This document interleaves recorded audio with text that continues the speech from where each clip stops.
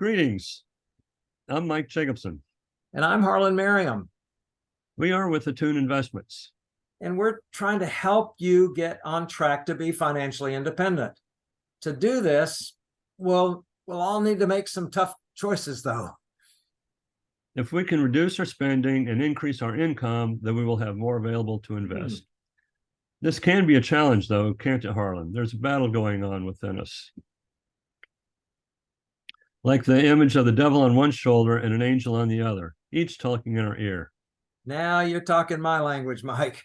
One part of me wants to do one thing, and another part of me wants to do something else. There is a psychology battle going on within us. There are consumer items we want, nice housing for our families, the best for our kids. But on the other hand, somewhere inside, we know that we need to save more and be better investors. For many people, the budget seems to be broken. There isn't any money left to invest. We are spending all we are taking in. So what can we do? First, take control over our spending. So in an emergency, we've been taught first to stop the bleeding. Spending is like bleeding. Could you spend less, bleed less, and still maintain your lifestyle? Look at this graphic, spending less and less and less. If we can reduce our spending, we can reallocate those dollars to something else. In this case, free them up to put them into our investments. What are some things we do frequently that we could cut back just a little? Those of you who are listening, what have you spent money on recently? Going out to eat, a play toy, extravagant vacation, something else? When you look back, could you have cut back on some of those and freed up some money to invest? Surely you can find something. Are you willing to wait? One of the principles I like to use is delayed gratification. Just like the dog doesn't like to wait, sometimes he's forced to do it. But if there's something I want, I'll wait 30 days to see if I really want it. If I do, then I might get it. But often I decide that I didn't really want it that much. Remember the vision board of your future when you are financially independent? Which is more important, something now or achieving that vision of financial independence later? By spending less now and investing in our future, we move closer to the goal of financial independence. Mike, you've made some tough choices about buying cars, haven't you? Yes, we prefer to buy nice used cars about 2 to 4 years old. Then we drive them for at least 100,000 miles. We're able to save thousands of dollars at the time of purchase. And if we choose to finance, the payments would be half of the amount of new car payments. This is making sense, isn't it? Investing the savings in your investment portfolio instead of putting them into a brand new car. A good friend of mine, Carl, told me, don't try to keep up with the Joneses. They'll refinance and beat you every time. And you'll go broke in the process. And that has served us well when we applied it. We might save a little here or a little there, or as with your delayed car purchases, save a lot. Big ticket reductions of our spending can free up big money to invest. Such as housing, car, vacations. Can you find ways to reduce the cost of the largest ones? Are there any that you can do without? So think about, don't finance your toys, rent them, such as a vacation home.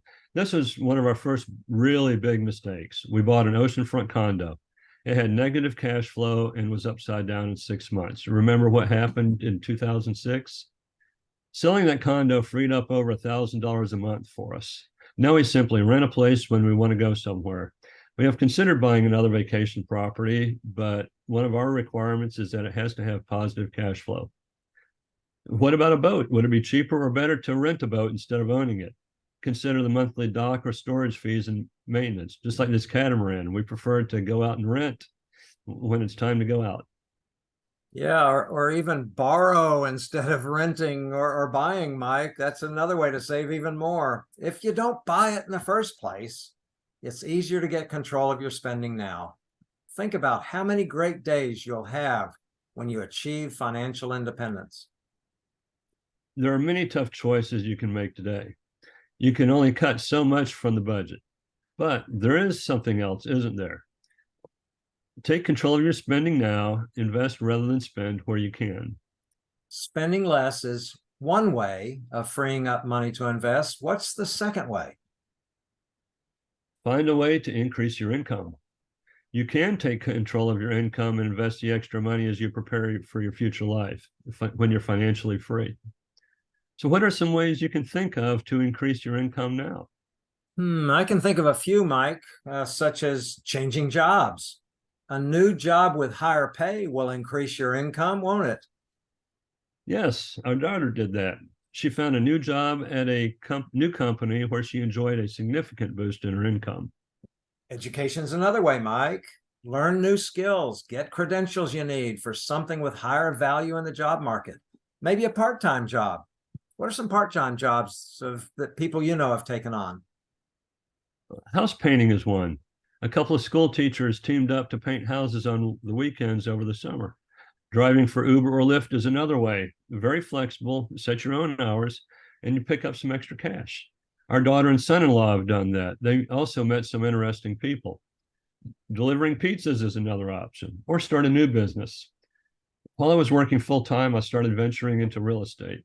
I partnered with another investor to flip a house. We made some money and gained a lot of experience. We've since built on that experience and shifted our focus to buying properties that we can improve and thus provide affordable housing.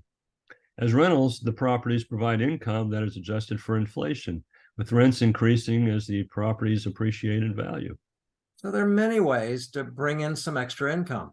Some of them are at minimum wage or trading hours for dollars, of course, but others, like your real estate business, can generate some significant income and growth. My wife and I have an Airbnb on our property. It generates about $1,000 extra income every month. Perhaps you are listening can do something like this. And one way to free up money is to take control of your spending. Another way, as we have discussed here, is to add some extra income now and invest that extra income.